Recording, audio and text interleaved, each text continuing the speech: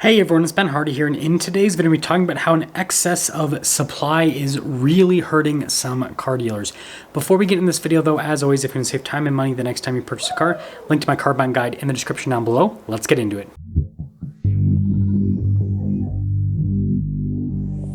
So I've noticed this trend on YouTube where there are tons of videos talking about how certain cars aren't selling and how certain cars are selling a little bit too well. You've probably seen the videos titled, Toyota and Honda can't keep inventory, and then the videos titled, Jeep and Ram can't sell cars. And I've made some videos talking about these topics myself, but I wanted to kind of try to pull away from the whole brand side of things, because it seems like that's what everyone's focusing on, is everyone's focusing on how certain brands are doing something right and other brands are not doing something right, and talk about how there are just regional market differences that are really playing a much bigger role in what's happening in today's market than the specific brands. Yes, how brands price their cars and the product they release is very important.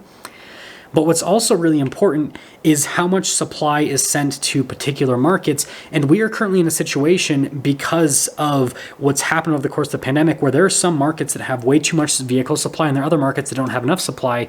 And so you have some markets where prices are significantly higher than other markets. A good example is California versus a lot of the western states that California is right next to. If you look at California, most cars in California still sell for over original MSRP. There are obviously dealerships and exceptions where they don't sell for over MSRP, but that's the general trend in California. Whereas if you look at states right next to California, like Nevada, Utah that I live in, Colorado, there are a lot of vehicles that are not only not selling for over MSRP, but they're selling for significantly under MSRP. And these same vehicles would be selling for huge premiums in California, right? They're right next to each other geographically, but they're completely separate markets. And so the point that I'm trying to make by bringing this up is the fact that prior to the pandemic, the US car market was becoming more uniform, right? Online shopping became the norm, right? And because there was so much supply prior to the pandemic, every single dealership had to have their prices all the same, because that's how you had to convince customers to go to your dealership. It's like, basically look at it this way. If a customer lives right next to your dealership and your price is slightly higher than a competitor that's slightly farther away, the person's potentially going to travel to that other dealership to buy. But if your price is the exact same as your competition that's slightly farther away, the customer is just going to go and buy from the dealership that is the closest to them. And that's what we saw prior to the pandemic for the most part. Now, obviously, pandemic situation happened and prices went all over the place, and the situation still hasn't become uniform. And so we are now in a market where there are huge price differences, and people are actually starting to be willing to drive further to get a car deal because of these price differences.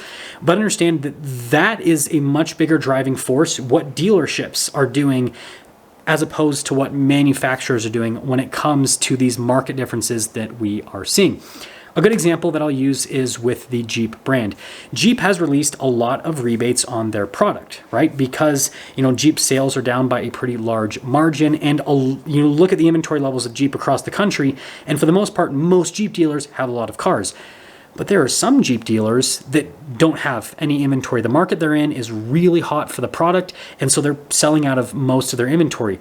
And so this puts these dealers in a situation where they actually have pricing power with that brand. And so they are selling for a brand that the manufacturer is discounting the product, but they themselves as a dealership are not having to discount their product because they have enough demand to get rid of the supply that they have. Hopefully that makes sense. And so you can see in this situation that if a person buys from that dealership, they're going to pay more than if they buy from a dealership that is struggling to sell this product. Because if they buy from a dealership that's struggling to sell the product, not only will they get that manufacturer discount, they'll also get a really big dealership discount as well.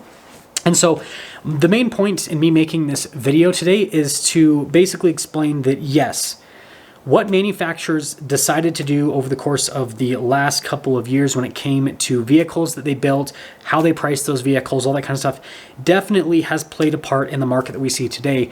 But what is playing a much bigger part in what we're seeing in the market today is these individual regional markets and how there are pricing differences between those, or why there are pricing differences between those markets, right? Because some markets are getting enough supply to meet their demand. Some markets are getting too much supply, right? And some markets are not getting enough supply. And so this is causing pricing differences. So if you get anything from this video, what it should be is if you are shopping for a car, you need to shop around. We do not exist in a market where you can just go to your local dealership down the road and get the best possible deal. Again, prior to the pandemic, that was definitely the truth. But in today's market, there's a pretty high chance that your dealership will be in one of those three situations where they either have too much supply, not enough supply, or maybe just enough supply. And so finding out what your local dealerships have will help you determine what things are going to be like when it comes to your buying experience in your particular market. If your dealership has no inventory, then you're probably better off going and shopping outside of your market because you'll be able to get a bigger discount with a dealership that does have inventory. But if it's vice versa, where your dealership has tons of inventory, then it might make sense to sell your car in a different market and then buy a car in your market, because you'll sell your car for more money in a market where they can't get inventory, whereas in your market, right, you will be able to buy a car for cheaper. Hopefully that makes sense. I'll see you.